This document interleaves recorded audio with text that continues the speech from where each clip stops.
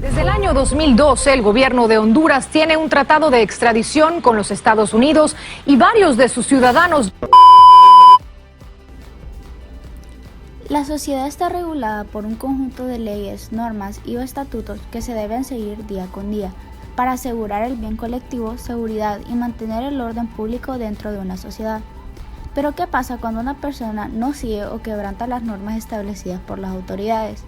Estos individuos tendrán que someterse a un proceso legal en donde se determinarán culpables o inocentes de sus actos al presentar pruebas, evidencias o testimonios de tales. Un delito es cualquier acto que va contra la ley considerado imputable, antijurídico, incorrecto, antiético o moral, etc. Pero antes de que un poder del Estado superior considere un acto como delito, la sociedad es la que reconoce los actos como incorrectos en primera instancia. Un ejemplo podría ser como el aborto es legal y no considerado un delito en Estados Unidos, mientras que en Honduras es lo opuesto, o como en países orientales un hombre se puede casar con una niña, mientras que en Honduras es considerado pedofilia y sancionado por la ley. Todo depende de las ideologías del país, cultura, religión, etc. Uno de los temas más alarmantes en Honduras es la impunidad, cuando una persona ha cometido un acto ilícito pero no es sentenciado por las autoridades. Hay muchos factores que atribuyen a la impunidad, pero algunos de ellos son la corrupción, soborno, amenazas, poder, estatus social, etc. El actor no sufre consecuencias algunas y es dejado en libertad. Una de las injusticias más grandes que provoca caos y daños colaterales a personas inocentes o víctimas. La escuela clásica. Según la escuela clásica, un delito es una elección racional del individuo o grupo con el fin de maximizar u optimizar sus beneficios, y en donde los actores consideran que nunca enfrentarán las consecuencias y no serán castigados por sus actos.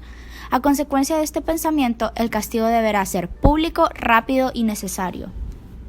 El delincuente debe ser castigado según la gravedad de sus actos y la discreción del juez debe de ser limitada.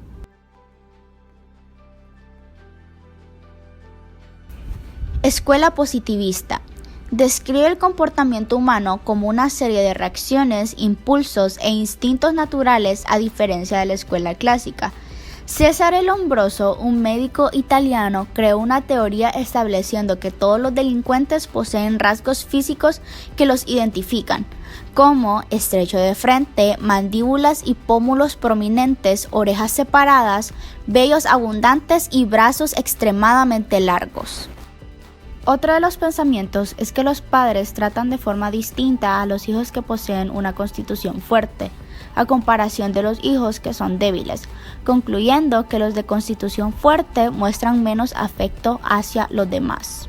En pocas palabras, el pensamiento positivista toma en cuenta los factores biológicos en la inclinación de un individuo al cometer un delito. Claves teóricas del positivismo. Paradigma denominado criminología positivista por el sociólogo David Matza en 1964 y tiene 3 características principales. En primer lugar, los criminólogos hacen una clasificación específica de los tipos de delincuentes. En segundo lugar, los criminólogos encuentran las diferencias entre los delincuentes, desarrollando un esquema de rasgos específicos del cuerpo según el tipo de delincuente. En tercer lugar, los criminólogos positivistas establecen que la conducta del delincuente está fuera de su control, concluyendo que los actos delictivos son causados a raíz de debilidad mental, regresión atávica, socialización fracasada o cromosomas XYY. Finalmente, explicar la conducta delictiva recurriendo a la genética solo explica una pequeña porción de este tipo de conducta. Cada persona ha pensado que la desviación es producto de fracasos a nivel personal.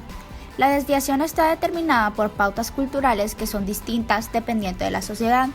Una sociedad es la que define una conducta desviada, específicamente cuando se rompen las reglas establecidas por la misma. Funciones de la desviación.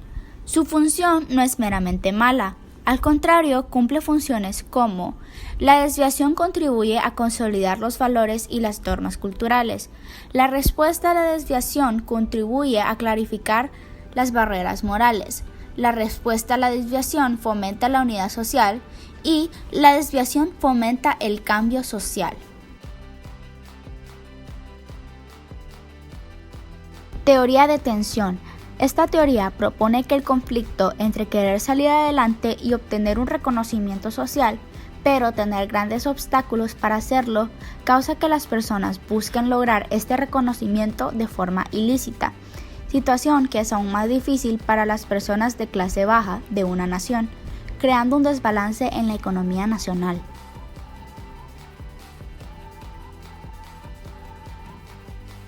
Los rebeldes son los que promueven los movimientos contraculturales como el desarrollo de maras y pandillas. Continuamos con la subcultura juvenil de la desviación. Establece que los jóvenes se convierten en delincuentes debido a lo que se llama frustración de estatus.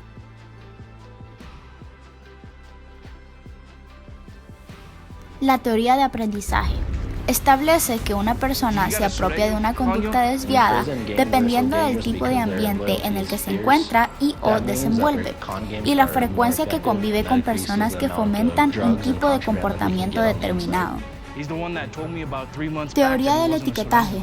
Explica lo que ocurre luego de que un delincuente es etiquetado como tal y sugiere que esta conducta puede empeorar al recibir sanciones. Las reglas sociales les atribuyen la conducta delictiva a los pobres y no a los ricos. Esto deja en evidencia la discriminación social. Cuando la conducta de los hijos de los ricos es vista como pasatiempos inocentes y una conducta juvenil normal, las mismas conductas entre los hijos de los pobres pueden ser vistas como delictivas y una amenaza para la sociedad.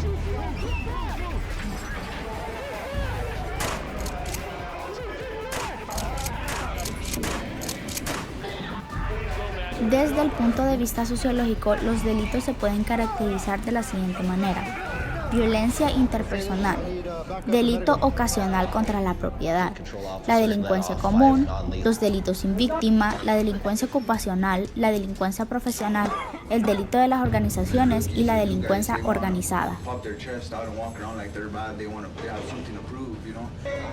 Right now, the up and coming is the pequeños. Their numbers are growing. They're constantly recruiting. A lot.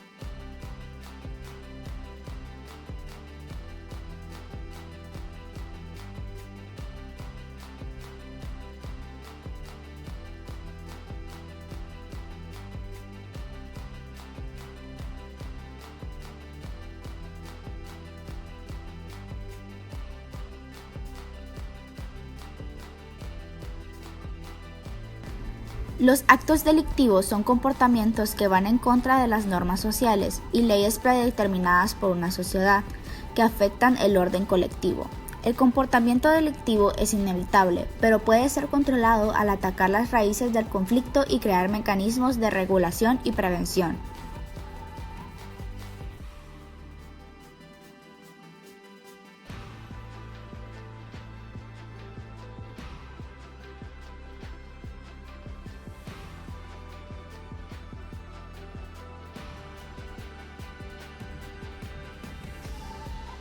Las teorías de desviación proponen explicar las causas y razones del desarrollo de una conducta delictiva en un individuo partiendo desde la razón, biología e influencias a las que se exponen los individuos.